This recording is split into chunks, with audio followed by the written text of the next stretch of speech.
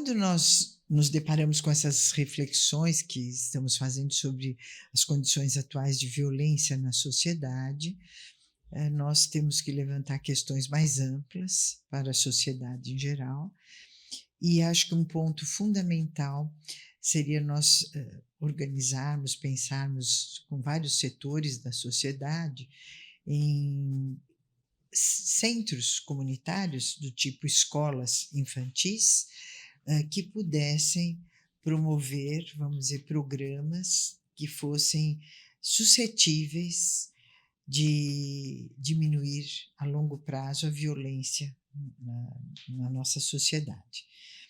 Há programas muito interessantes nesse sentido. Uma experiência muito rica foi realizada por um psiquiatra, John Raine, que trabalhou muitos anos em penitenciárias e resolveu trabalhar com prevenção à violência nas Ilhas Maurício.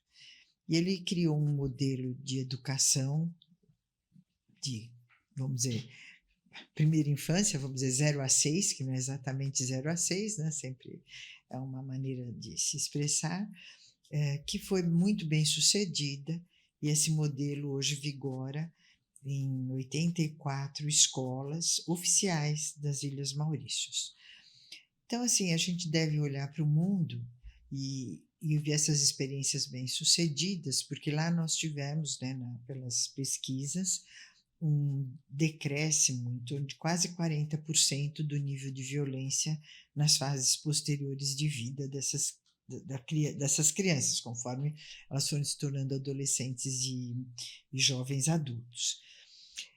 Com a sociedade, o que temos visto, né, em termos de violência social em todos os níveis, nos cabe um alerta. Vamos enfrentar o problema? Né? Vamos enfrentar esse problema juntos? Nós já havíamos falado, né, no outro vídeo, da necessidade do letramento, da alfabetização emocional. E hoje eu acho que a gente pode falar justamente como é importante estabelecer esse ciclo virtuoso do bem. Porque é na primeira infância que a gente consegue criar as bases para um funcionamento mais saudável da criança. Inclusive, Paula, protetivo no sentido de proteger e a gente, inclusive, conscientizar a todos que nós podemos proteger as crianças da violência. Da violência. Né? E a Carta da Unesco relativa à saúde, ela preconiza exatamente isso para as perspectivas de 2015 até 2030, onde eles colocam: é nos primeiros anos de vida que ocorre o desenvolvimento cerebral mais significativo. E é nessa fase que as crianças começam a se engajar em uma intensa construção de sentidos consigo mesmas e com o ambiente que a cerca, de forma a construir base para se tornarem cidadãs saudáveis, atenciosas, competentes e participativas. Quer dizer, essa colocação é feita após uma citação do desenvolvimento, da importância do desenvolvimento geral, linguístico e, vamos dizer, cognitivo, de habilidades motoras, de alfabetização, de estudo da matemática, enfim.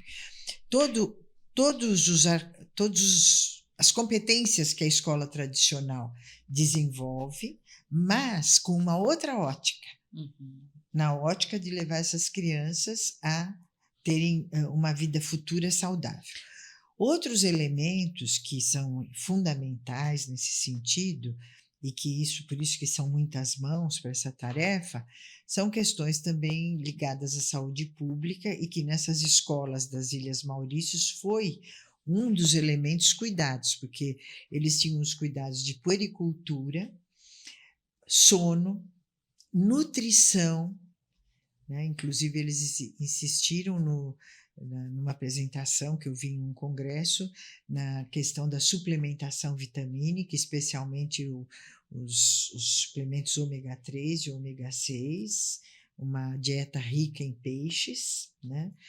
E todo o trabalho de habilidades Que socioemocionais. é justamente o desenvolvimento, né, dessa inteligência emocional que a gente precisa começar na Na alfabetização alfabetização emocional emocional. lá na frente, né, quer dizer, lá atrás, para poder depois lá na frente ter os frutos, porque nós não vamos poder começar a fazer talvez uma alfabetização emocional neste sentido profundo, porque nós estamos falando do aparato biológico e psíquico.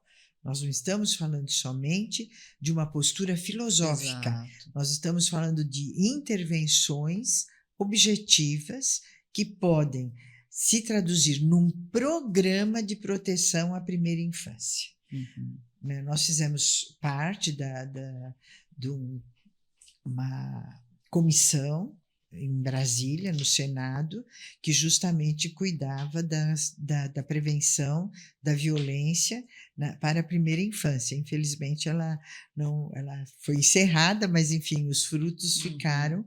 Eu acho que a gente deve hoje continuar essa luta para estabelecer parâmetros de lei que possam subsidiar escolas que tenham uma nova perspectiva, que não seja simplesmente ou somente uma creche ou uma escola infantil, né? Mas que tenha toda essa perspectiva de puericultura, de educar os pais, questão de horário de sono, higiene do sono, enfim. De valorizar com essas crianças o sentido da vida, né? De poder trabalhar esses valores fundamentais, porque é nessa época que elas estão desenvolvendo E esses aqui, você vê, na aspectos. preconização da Unesco, isso é bem grifado, inclusive, né? De criar diferentes sentidos para a vida. Porque se você tem um sentido e um propósito, a questão toda de valores éticos, ela vem agregada a isso. Né?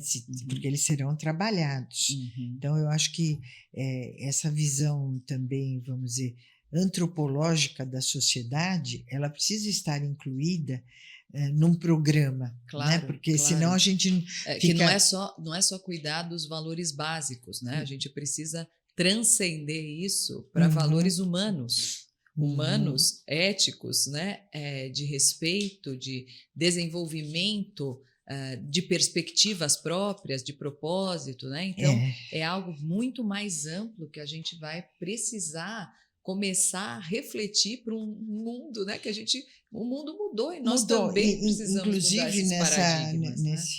nesse sentido, no Estranho Mundo das Coisas, o Damásio faz uma citação que eu acho importante colocar aqui, porque é bem essa convergência do que nós estamos falando. Porque ele diz que a educação, no sentido mais amplo do termo, é o caminho óbvio a seguir.